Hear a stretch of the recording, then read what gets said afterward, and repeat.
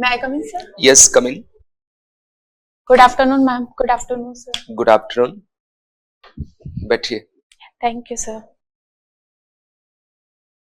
अपना परिचय दीजिए। सर मैंने अपनी सेकेंडरी और senior secondary education Jawahar Navodaya Vidyalaya Udaipur से कंप्लीट करी। उसके बाद में मैंने अपनी graduation bachelor of engineering Maharana Pratap university of agriculture and technology से कंप्लीट करी। गेट क्वालिफाई करके मैंने आईआईटी खड़गपुर से एग्रीकल्चर सिस्टम्स एंड मैनेजमेंट में अपनी एमटेक करी और उसी के साथ मैंने अपना project work Karlsruhe institute of technology Germany से कंप्लीट किया और उसके बाद में मैंने आईसीआर के project national innovation on climate resilient agriculture पर कार्य किया है। तो आप एग्रीकल्चर में इतना सब नॉलेज लिए, जी सर। इसके बाद एग्रीकल्चर रिसर्च या एग्रीकल्चर फील्ड के अंदर आगे क्यों नहीं जाना चाह रही हैं? सर मुझे इंटरेस्ट है एग्रीकल्चर रिसर्च वर्क करने का, लेकिन अपने सेक्टर को थोड़ा डाइवर्सिफाई करना था। सिर्फ एग्रीकल्चर सेक्टर को डाइवर्सिफाई करके क्या करेंगे आप? राज्य का विकास तो तभी होगा जब एग्रीकल्चर का डेवलपमेंट होगा और राजस्थान तो पूरा एग्रेरियन इकोनॉमी ही है अभी। जी सर। तो आप इसी फील्ड के अंदर आगे क्यों नहीं जाना चाहती? आपके लिए तो प्रशासन है ही नहीं। सर इस फील्ड में भी जा सकती हूँ, लेकिन मुझे लगता है कि मेरा जो स्कूलिंग टाइम से स्काउट एंड गाइड से मैं कनेक्टेड रही, फिर एनएसएस से रही और जब मैं एमटेक में थी तब भी मैं एक सोसाइटी से कनेक्टेड थी, तो इसीलिए मुझे लगता है कि मेरा थोड़ा सा एडमिनिस्ट्रेशन की तरफ झुकाव है। ठीक है, तो आप मुझे ये बताओ, यदि आपको एसडीएम बना दिया जाए तो आप हमारे राज्य के जो किसान भाई हैं उनके वेलफेयर के लिए क्या क्या कदम उठाएंगे? सर सबसे फर्स्ट तो जो गवर्नमेंट के स्कीम्स जो चल रही वो तो सब करेंगे, वो सारे एडमिनिस्ट्रेटिव ऑफिसर वो कर लेंगे। जी सर। आप तो एक्सपर्ट हैं इसकी एग्रीकल्चर के, आपने एग्रीकल्चर सिस्टम एंड मैनेजमेंट की पढ़ाई की है, बीई में आप गोल्ड मेडलिस्ट हैं एग्रीकल्चर में, तो आपसे कुछ ज्यादा अपेक्षाएं हैं हमारी कि आपको हम पूरा प्रोजेक्ट दे देंगे एज अ डेवलपमेंट के लिए। तो आप कुछ बताइए ऐसा कि हम राज्य के फार्मर्स के डेवलपमेंट के लिए मैं ये नवाचार करवाऊंगे, विजन रखिए अपना। सर सबसे फर्स्ट तो जो हमारा रिसर्च वर्क हो रहा है एग्रीकल्चर में उसका ग्राउंड लेवल पे इम्प्लीमेंटेशन मतलब फार्मर्स के फील्ड तक नहीं पहुंच पा रहा है। तो ऐसे इनिशिएटिव ले सकते हैं कि जो वेराइटीज डेवलप हो रही है या फिर जो क्लाइमेट रेजिलिएंट हम जो इनोवेशंस ले रहे हैं एडेप्टेशन या मिटिगेशन के, उसको फार्मर्स तक के फील्ड में भी इम्प्लीमेंट करवाएंगे। जैसे निकरा प्रोजेक्ट में भी सेम यही चलता है कि आप एक रिसर्च वर्क के बाद में कुछ फार्मर्स के फील्ड को सेलेक्ट किया जाता है, वहां पे वो सारी जो भी लैब में जो भी हमने कल्टीवर्स किए हैं या फिर जो ब्रीड्स या वेराइटीज हमने डेवलप करी है उनका वहां पर प्रोडक्शन किया जाता है और फिर फार्मर्स उससे देखते हैं कि ग्रो हुआ है, मतलब प्रोडक्शन अगर इंक्रीज हुआ है तो अदर फार्मर्स भी उसके लिए मोटिवेट होते हैं कि हम भी इनका अपने फार्म पर इम्प्लीमेंट करें। ठीक है, वेरी गुड मैम, प्लीज आप पूछिए। प्लास्टिक जो है वो डिकम्पोज नहीं होती है। जी मैम। क्या ऐसा वो एलिमेंट होता है, केमिकल होता है उसमें कि वो डिकम्पोज नहीं होती है? सॉरी। किसको अपन रोल मॉडल मान सकते हैं रिसर्च एंड डेवलपमेंट के फील्ड में कि राजस्थान में भी बहुत अच्छा रिसर्च एंड डेवलपमेंट हो सके? आप रिसर्च के सेक्टर में आपने बहुत काम किया है तो आपने देखा भी होगा, परखा भी होगा, तो उस तरीके से बताओ। अगर किसी स्टेट की बात करूं मैं तो उड़ीसा एक स्टेट हो सकता है जहां पर क्लाइमेट की वजह से या फिर साइक्लोन की वजह से हर साल बहुत सारी क्रॉप्स को लॉस होता है, तो उन्होंने ऐसी एग्रो एडवाइजरी सेटअप की है कि अब जो साइक्लोन की वजह से वो कम से कम उसका नुकसान। कोई इंस्टीट्यूट कार्य कर रहा है उड़ीसा में इस तरीके का? पूरा मतलब एग्जैक्ट नाम तो नहीं पता, लेकिन अच्छा, रिसर्च में आपने काफी समय दिया है। जी ठीक है, तो रिसर्च को कितना समय लगना चाहिए मैक्सिमम? जैसे आप एग्रीकल्चर में कि कितने समय में अपना जो है रिसर्च वर्क कंप्लीट हो जाना चाहिए यदि वो पूरी तरह डेडिकेटेडली वर्क किया जाए तो? एक टाइम पीरियड तो शायद मिनिमम 3 इयर्स तो टाइम दिया ही जाता है, पर मुझे लगता है कि वो डिपेंड करता है सिचुएशन पे या फिर आपकी रिसर्च आप किस पे कर रहे हो, कितनी डेप्थ पर कर रहे हो या फिर जो करंट सिचुएशन कैसी है। जैसे अगर क्लाइमेट चेंज से रिलेटेड अगर आप कोई रिसर्च करते हो तो हर दिन आपको कोई नई मिलती है और आप जो डेटा आप ले रहे हैं वो कैसा ले रहे हैं, तो उस सब पे भी डिपेंड करता है। जैसे सपोज आपको कहा जाए कि आप अपनी बताइए कि आपकी स्ट्रेंथ्स क्या क्या है, क्या है आपकी? मैम मैं गुड लिसनर हूँ, मैं लोगों की बातों को अच्छे से सुनती हूँ और रिएक्ट ना करके रेस्पॉन्स में बिलीव करती हूँ। दूसरा मैं कुछ भी सिचुएशन आ जाए मैं इजीली अडेप्ट कर पाती हूँ मैं। और थर्ड ये रहेगा कि एम्पैथेटिक हूँ वल्नरेबल सेक्शन के प्रति, होना भी चाहिए। अच्छा, विमेन रिलेटेड कौन कौन सी स्कीम्स हैं ऐसी जो बहुत जरूरी हैं आज के हर सेक्टर में, चाहे वो अगर घर में यदि कोई लेडी है, लड़की है, महिला है, तो उसके लिए वो काम कर रही है, ऑफिस में काम कर रही है तो उसके लिए वो बहुत जरूरी स्कीम है। एक कोई बच्ची है उसके लिए वो स्कीम बहुत काम की है, और यदि वो बाहर निकल रही है तो उसके लिए वो स्कीम बहुत काम की। तो ऐसी मुझे 4 स्कीम्स के नाम बताओ जो घर में, ऑफिस में, बाहर और एक बच्ची, उसके लिए काम आ रही है वो स्कीम। मैम अगर बाहर एक बच्चे की बात करें तो सेल्फ डिफेंस सेंटर है सक्षम, अगर उन्हें अपने सेल्फ डिफेंस की ट्रेनिंग मिलेगी तो वो खुद का प्रोटेक्शन खुद कर पाएगी एक लेवल तक। ऑफिस में जो हमारा sexual harassment act, prevention of sexual harassment act 2013 है, वो काम आ सकता है। एक ऑल ओवर अगर वुमेन हर पर्सपेक्टिव में कहें तो आई एम शक्ति उड़ान योजना है सैनिटरी नैपकिन्स के लिए, वो एक बेनिफिशियल रहेगा। और घर में जो महिलाएं हैं उनके लिए डोमेस्टिक वायलेंस एक्ट है, टॉरी एक्ट है, वो यूजफुल है। और बच्चियों के लिए? बच्चियों के लिए मुझे लगता है मैम उनकी एजुकेशन और हेल्थ पे हमें ध्यान देना चाहिए, तो एजुकेशन के लिए कोई एक्ट यदि उनके साथ कुछ एट्रोसिटी होती है उसको रोकने के लिए बच्चों के? POCSO act 2012। आजकल ऑर्गेनिक फार्मिंग पे है वो सबसे ज्यादा जोर दिया जा रहा है। Yes sir. क्या कारण है?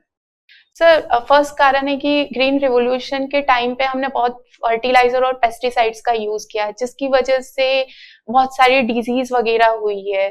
तो अब जब हेल्थ को लेकर अवेयरनेस फैली है तो इसीलिए ऑर्गेनिक फार्मिंग की तरफ लोगों का झुकाव बढ़ा है। ये एग्रीकल्चर रिफॉर्म्स के लिए है वो गवर्नमेंट ने काफी प्रयास किए हैं। जी सर। कौन कौन से रिफॉर्म्स की बात की है गवर्नमेंट? अगर सेंट्रल गवर्नमेंट की बात करें तो सेंट्रल गवर्नमेंट के 3 बिल्स आए थे जिसके रिगार्डिंग बहुत प्रोटेस्ट हुआ था। और अगर स्टेट गवर्नमेंट की बात करें तो स्टेट गवर्नमेंट का 2019 में एक पॉलिसी आई है, Rajasthan agro processing, agro business and export promotion policy. अच्छा, ये पानी की समस्या है राजस्थान में स्पेशली, तो किस तरह की फार्मिंग को हम है जो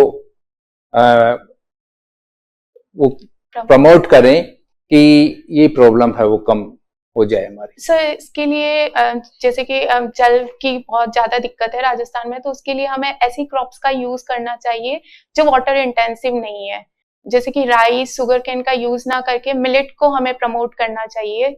और उसके अलावा कंजर्वेशन फार्मिंग होती है जिसमें ज्यादा टीलेज वर्क ना करें, क्योंकि जब हम टीलेज करते हैं तो उसकी वजह से जो ग्राउंड की जो मॉइस्चर है वो कम हो जाता है लेवल। मल्चिंग को हमें प्रमोट करना चाहिए कि जब हमने ग्रो कर दी है क्रॉप्स को तो उसके बाद में मल्चिंग, जो हमारी प्लास्टिक से भी मल्चिंग कर सकते हैं या फिर कोई जो पहले वाली जो स्टबल्स है उन्हीं को ग्राउंड पे ही रहने दे, इस तरीके से। देखिए फार्मर्स के सुसाइड केस है वो सबसे ज्यादा साउथ में है, फिर महाराष्ट्र में है, क्या कारण है? फार्मर्स के सुसाइड के कारण अगर जाने तो सबसे बड़ा यही है कि उन्हें जो कॉस्ट वो लगाते हैं अपने, जब वो प्रोडक्शन करते हैं उस टाइम पे भी उन्हें जब इनपुट्स लेने होते हैं, फर्टिलाइजर, सीड्स वगैरह जब लेने होते हैं तभी उन्हें रिटेल प्राइस पे वो परचेज करते हैं, और जब उन्हें सेल भी करना होता है तो उन्हें होलसेल प्राइस पे सेल करना होता है, तो वो कभी भी अपनी प्राइस डिफाइन नहीं करते अपने प्रोडक्ट की, उनके पास में बार्गेनिंग पावर नहीं होती, तो उन्हें कभी भी अपना जो एक्चुअल उन्होंने काम किया है उसका उन्हें प्रॉफिट नहीं मिल पाता है फर्स्ट। तो इसके लिए तो एग्रीकल्चर मार्केटिंग बोर्ड है वो जैसे नियाम भी है, नियाम का नाम सुना है आपने? सॉरी सर, नहीं सुना। एग्रीकल्चर मार्केटिंग की है, वो सबसे ज्यादा बढ़ावा दिया जा रहा है। तो एग्रीकल्चर मार्केटिंग क्या है? एग्रीकल्चर मार्केटिंग में जब फार्मर्स का प्रोड्यूस है उसको हम उसके फील्ड से मार्केट में एक इफेक्टिव प्राइस पर सेल करवाना, वो एग्रीकल्चर मार्केटिंग में आएंगे। इसमें बहुत सारे स्टेप्स होंगे जिसमें हम उस प्रोड्यूस को स्टोरेज करेंगे, कोल्ड स्टोरेज बनाएंगे, लॉजिस्टिक फैसिलिटी ताकि लॉजिस्टिक कॉस्ट रिड्यूस हो, और उसके बाद में अगर मंडी या फिर बाहर मार्केट में उसे सेल करते हैं तो एक बेटर प्राइस फार्मर को मिल सके। एमएसपी से आप क्या मिनिमम सपोर्ट प्राइस जो गवर्नमेंट द्वारा डिफाइन किया जाता है, कुछ 23 क्रॉप्स पर मिनिमम सपोर्ट प्राइस दी जाती है। जब क्रॉप सो करते हैं उससे पहले ही एक प्राइस सेट कर दी जाती है क्रॉप्स के ऊपर। अभी आपने बताया कि सेंट्रल गवर्नमेंट की जो एग्रीकल्चर रिफॉर्म्स में वो 3 बिल लाए गए थे जो वापस लेने पड़े, आप इनको रिफॉर्म भी कर रहे हैं और गवर्नमेंट को वापस भी लेने पड़े, ये दोनों कॉन्ट्राडिक्टरी हैं। रिफॉर्म्स तो सुधार के लिए होते हैं, तो सुधार के लिए प्रयास किए सेंट्रल गवर्नमेंट ने, लेकिन एजिटेशन की वजह से उनको वापस लेना पड़ा। क्या बात है इसमें? तो उसमें कुछ मिसअंडरस्टैंडिंग कह सकते हैं, या फिर जो सेंट्रल गवर्नमेंट जिस वजह से वो रिफॉर्म्स लाना चाहते थे वो फार्मर्स तक सही वजह पहुंच नहीं पाए, तो उसकी वजह से बहुत ज्यादा एजिटेशन हो गया और फिर सेंट्रल गवर्नमेंट को बेटर लगा कि उसमें कॉन्ट्रैक्ट फार्मिंग को है वो प्रमोट करने की बात थी। ये कॉन्ट्रैक्ट फार्मिंग है क्या? कॉन्ट्रैक्ट फार्मिंग में जो बिग कंपनीज है जो फूड प्रोसेसिंग इंडस्ट्री में काम कर रही है उनके साथ में फार्मर्स का डायरेक्ट कॉन्ट्रैक्ट होगा, ताकि फार्मर्स वो जो स्टैंडर्ड उन्हें जो प्रोड्यूस चाहिए वो प्रोड्यूस करेंगे और फिर उन्हें डायरेक्ट ही सेल कर देंगे। एक पहले से ही सेट होगा कि किस प्राइस पे फार्मर्स उसे सेल करेंगे बिग कंपनीज को। इसमें उन्हें फार्मर्स को ये था कि बिग कंपनीज है तो कहीं ना कहीं हमारा एक्सप्लॉइटेशन होगा, अगर कहीं पे जो एग्रीमेंट हुआ है उसका वायलेशन हुआ तो हमारी बात नहीं सुनी जाएगी, तो उस रिलेटेड उन्हें थोड़े से डाउट्स थे। ठीक है सर। एक डेवलप्ड नेशन और एक अंडर डेवलप्ड नेशन, एक पैरामीटर ये होता है कि डेवलप्ड नेशन के अंदर एग्रो मार्केटिंग जो होती है, agro products, that is lesser in quantity but high in quality. Okay, जैसे हॉलैंड है, हॉलैंड जो है वो फ्लोरिकल्चर में बहुत एडवांस्ड है। A major part of their economy is from selling tulips. Okay. मालूम है आपको ना? Yes, sir. Okay. हमारे राजस्थान में भी पुष्कर के आसपास गुलाब की खेती होती है, ऐसे राजस्थान में और जगह गेंदे की खेती होती है। So you, as an expert on that field, how would you promote गुलाब की खेती और बाकी प्रोडक्ट्स? सर, गुलाब की खेती को मार्केट में प्रमोट करने के लिए सबसे फर्स्ट तो जीआई टैग अगर उसे मिल जाता है तो उसकी वजह से हमारी दूसरी भी जैसे बासमती राइस भी इंटरनेशनल लेवल पर बहुत प्रमोट हुआ है, तो उसके थ्रू कर सकते हैं। मैं फ्लोरिकल्चर की बात कर रहा हूँ। Does Holland tulips carry the GI tag? No sir. They do not. तो यहाँ कैसे करेंगे? चलिए हॉर्टिकल्चर पे आते हैं। Yes sir. हॉर्टिकल्चर में राजस्थान में पहले मुश्किल था, पर आप ग्रेप्स, ऑरेंजेस, देन ऑलिव्स, ये बहुत उगने शुरू हो गए। How was it made possible? Sir, इसकी वजह से वो एक एनवायरनमेंट सेटअप किया है उनके लिए, पॉली फार्मिंग, पॉली हाउस बनाया है और वहां इनको ग्रो किया गया है। उन्हें उनके लिए जो फेवरेबल क्लाइमेटिक कंडीशंस है वो उन्हें प्रोवाइड की गई है, उस वजह से वो ग्रो कर पा रहे हैं राजस्थान में भी। ओके, राजस्थान मिल्क प्रोडक्शन में भी इंडिया में number very high. Yes sir. How was it made possible? क्योंकि राजस्थान का अगर हम एग्रीकल्चर सेक्टर में लाइव स्टॉक का कंट्रीब्यूशन देखें तो वो अराउंड 46% है, मतलब सबसे ज्यादा हमारे यहाँ पे लाइव स्टॉक भी है, उसी वजह से मिल्क प्रोडक्शन भी। ओके, आपकी एक हॉबी है creative reuse of discarded materials. जी सर। क्या करती हैं उसमें? सो उसमें जैसे कि कुछ पीवीसी पाइप्स अगर जो बचे हुए हैं तो उनसे अभी रिसेंटली मैंने लैपटॉप के लिए स्टैंड बनाया था।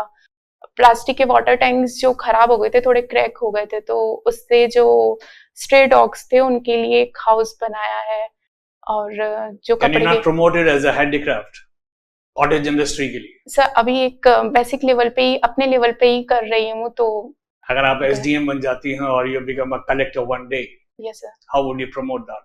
सर उसका हम सिटी लेवल पे हम रीयूज टेक्नोलॉजी को यूज कर सकते हैं, ताकि एक रेवेन्यू जनरेशन का भी वो सोर्स बन सकता है। ना सिर्फ जो मैं कर रही हूँ वहां तक, हम जैसे कि होटल्स रेस्टोरेंट है, वहां पे जो ऑयल होता है जिसका बार बार यूज होने के बाद में उसका हम बायोडीजल की रिफाइनरीज या उस प्लांट में दे सकते हैं, जहां से वो बायोडीजल बनेगा और वो हमारे जो 5% ब्लेंडिंग का जो कंसेप्ट है 2025 तक वो कंप्लीट कर सकते हैं। इसके अलावा जो टेम्पल्स में फ्लावर्स है, उनको भी अगर कोई ऐसे प्लांट्स वगैरह है जो उससे फ्रेगनेंट वाले स्टिक्स वगैरह बना सके या परफ्यूम्स बना सके, वहां रीयूज करवा सकते हैं। सॉइल वेस्ट मैनेजमेंट की जो हमारी स्वच्छ भारत अभियान की जो गाड़ी आती है, वहां पे अगर सेग्रीगेशन बेस्ट वे में होगा तो ऑर्गेनिक मैटर का हम मैथेन के रूप में यूज कर सकते हैं, बायोगैस बना सकते हैं, और दूसरे वाले मटेरियल्स को सेपरेट करके प्लास्टिक से प्लास्टिक्स के कुछ अदर प्रोडक्ट्स ऐसे यूज कर सकते हैं। आपका इंटरव्यू समाप्त हो गया, अब आप जा सकती हैं। Okay, thank you sir, thank you ma'am.